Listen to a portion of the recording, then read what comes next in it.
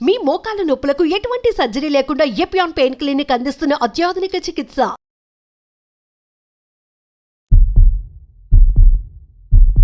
కల్తీ చేసి తక్కువ రేటుకో లేకపోతే ఎక్కువ అమ్ముకోవటమో ఎందుకు సార్? ఈ కల్తీ కూడా హైటెక్ రేంజ్‌లోకి వెళ్ళిపోయిందండి. అల్లం వెల్లుల్లి పేస్ట్ చాలా డేంజరస్ బెల్స్ మోగిస్తుందది.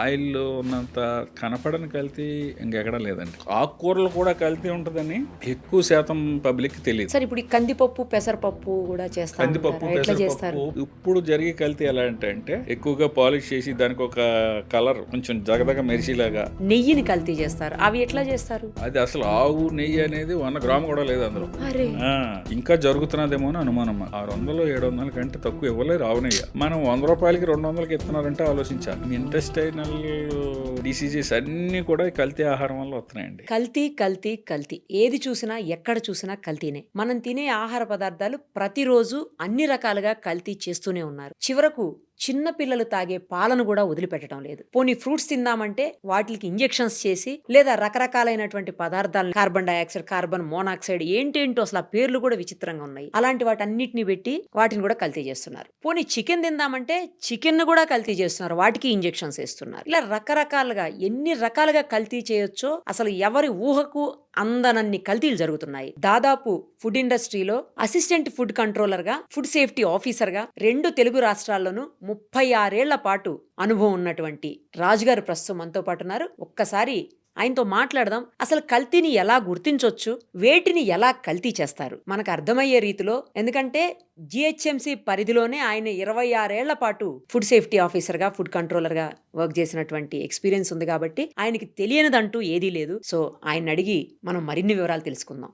సార్ నమస్తే అండి. ఈ మధ్యలోనే చూసాము ఒక మనిషి మైనీస్ ను కూడా బ్యాన్ చేశారు రీసెంట్ గా మన రాష్ట్రంలో. అయితే మోమోస్ తిని మనిషే చనిపోయారు. చాలా రకాలైనటువంటి ఫుడ్ కల్తీలు జరుగుతూనే ఉన్నాయి. వాటితోటి లూజ్ మోషన్స్, రకరకాల హెల్త్ ఇష్యూస్, ఇవన్నీ చాలా అన్నట్లు చాలా చోట్ల చనిపోవటము, ఫుడ్ పాయిజన్ అయిపోయి ఇవన్నీ రెగ్యులర్ గా చూస్తూనే ఉన్నాం. అసలు కల్తీ అసలు ఆలోచన ఎలా వస్తుంది సార్? ఎందుకంటే అవసరమైతే 10 రూపాయలు 20 రూపాయలకి పెట్టి అమ్ముకో, ఇబ్బంది లేదు. కానీ కల్తీ చేసి తక్కువ రేటుకో లేకపోతే ఎక్కువ అమ్ముకోవటమో ఎందుకు సార్? ఏం చేద్దాం చెప్పి జస్ట్ మీరు నాకు కొన్ని ఈ షూటింగ్ మొదలెట్టే ముందు కొన్ని ఫొటోస్ చూపించారు. అవును సార్. దాన్ని బట్టి చూస్తూ ఉంటే మాకు ఇన్ని సంవత్సరాల నుంచి సర్వీస్ చేసి చాలా బాధ అనిపిస్తూ కూర్చున్నాను. అలాంటి కలెక్షన్ పబ్లిక్ వెళ్తే అసలు మన ప్రజారోగ్యం క్వశ్చన్ మార్క్ అయిపోతుంది. అంతే సార్, కరెక్ట్ చెప్పు. ఈ కల్తీ కూడా హైటెక్ రేంజ్ లోకి వెళ్ళిపోయిందండి. హైటెక్ అంటే కనిపెట్టలేని విధంగా కల్తీ జరుగుతున్నదేమో అని బాధ కలిగి అనుమానం కలుగుతున్నది మాకు ఈ మధ్యన. ఇంకొక విషయం ఏంటంటేనండి, కొన్ని కల్తీల్ని కనిపెట్టలేని స్థాయిలో కూడా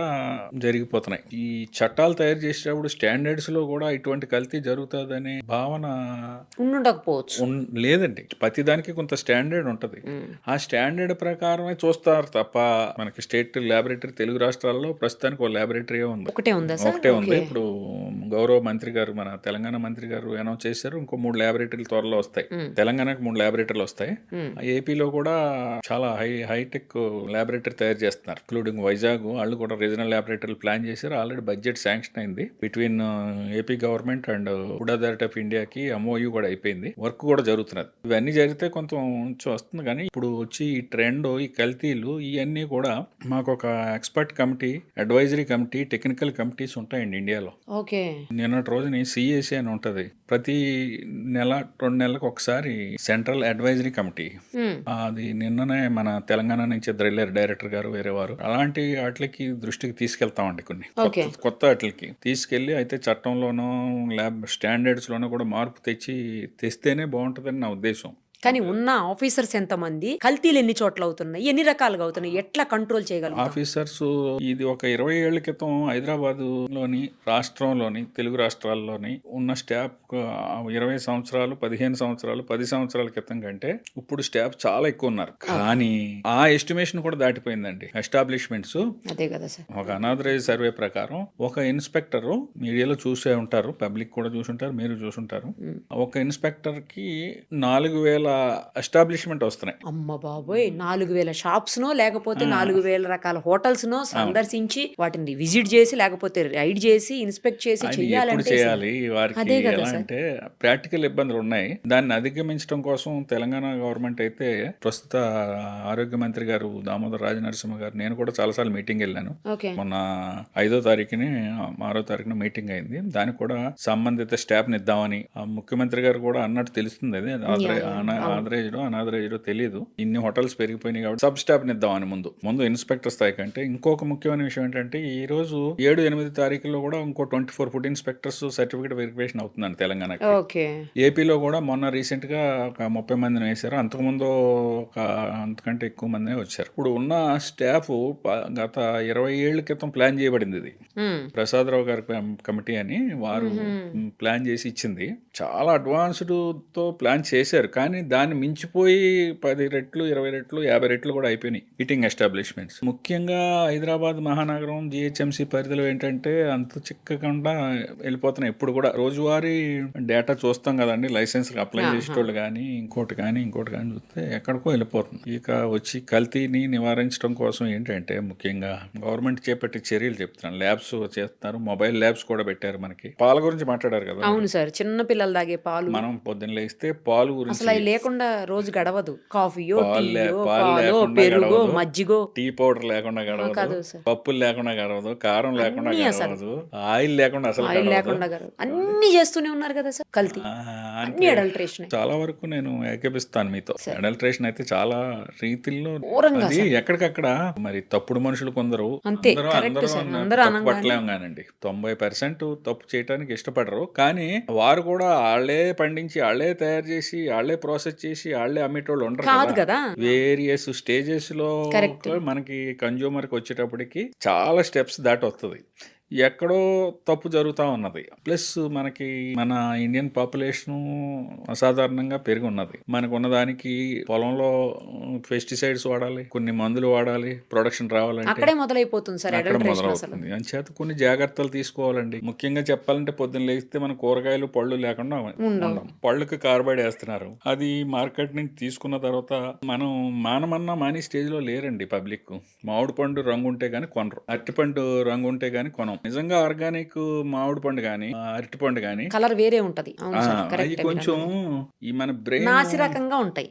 బ్రెయిన్ సెటప్ ఎలా తయారైపోయింది అంటే చూసి చాలా సంవత్సరాలు ఇది మంచిది కాదేమో అనే అభిప్రాయంలోకి వచ్చేస్తున్నాం మనం. ఆ అభిప్రాయం కొంచెం తప్పు అని Correct, నా correct అభిప్రాయం. మీరు అన్నది. ఎందుకంటే కొంచెం చూసి ఆర్గానిక్ సైడ్ వెళ్ళాలి. ఆర్గానిక్ సైడ్ ఇంత ఆర్గానిక్ ప్రొడక్షన్ కూడా రాదు. పై ఇంకోటి కూడా సార్, ఆర్గానిక్ ఏంటంటే కొంచెం కాస్ట్లీ ఉంటుంది. అందరూ అఫోర్డ్ చేయలేనటువంటి పరిస్థితి కూడా ఉంది. అదే చెప్తాను, అందరూ ఎఫర్ట్ చేయలేరు. అదే సార్. మనకి కార్బైడ్ పెట్టకుండా సాధారణంగా రావటం లేదు ఏది మామిడి పళ్ళు. దాని మీద చాలా చర్యలు తీసుకోవడం జరిగింది. 2014 నుంచి ఇప్పుడు దాకా 10 సంవత్సరాల్లో ఎన్నో కేసులు పెట్టడం జరిగింది.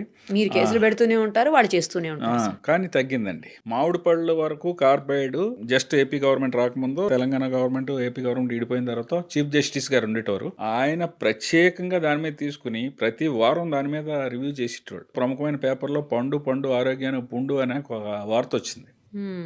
దాన్ని ఆయన సుయమోటోగా తీసుకోవటం వల్ల ఇండియా లెవెల్లో అది చాలా స్థాయికి వెళ్ళింది. ఓకే. ఈ రోజుని మనకి ఇష్టం వచ్చినట్టు ఎవళ్ళైనా సరే ఈ కార్బైడ్ ఈ ప్యాకెట్స్ కింద పెట్టేస్తారండి. అవును సార్. న్యూస్ పేపర్ లో పెట్టేస్తారు. ఓన్లీ మామిడి పళ్ళే కాదు, సపోటాలో అరటిపళ్ళకు పెడతారు, పెడతారు. సపోటాలకు పెడతారు. అరటిపళ్ళు అంతా లిక్విడ్ ముంచి తీస్తుంటారు. డిప్ తీస్తారు.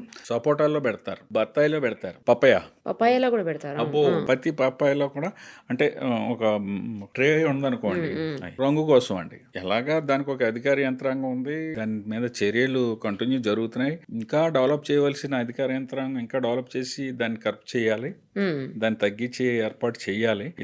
ఇలాంటి అవేర్నెస్లు బాగా స్ప్రెడ్ అయితే ఇంకా బాగుంటుంది. కానీ మనం పట్టుకెళ్ళిన తర్వాత సాధ్యమైనంత వరకు కూరగాయలు పళ్ళు కూడా ఉప్పు నీళ్ళల్లో మనం సామాన్యమైన భాష మాట్లాడుకుందాం. టెక్నికల్ గా కెమికల్స్ అవి కాకుండా అందుబాటులో ఉండవు కదా సార్. సాల్ట్ అయితే మనకి ఇంట్లో అందుబాటులో అందరికి